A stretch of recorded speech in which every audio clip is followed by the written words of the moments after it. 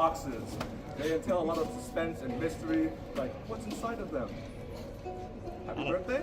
I don't know. But basically, what's really cool is what is found inside of them, not the rectangular container outside of it. Today, our beautiful machine tells the tale of history's most infamous box, Pandora's box.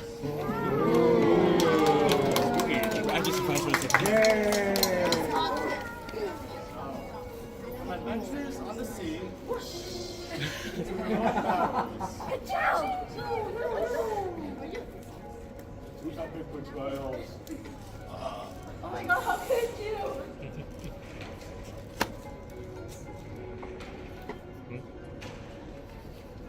The Greeks believed that Pandora's box contained all of these properties. The principles of evil and hope.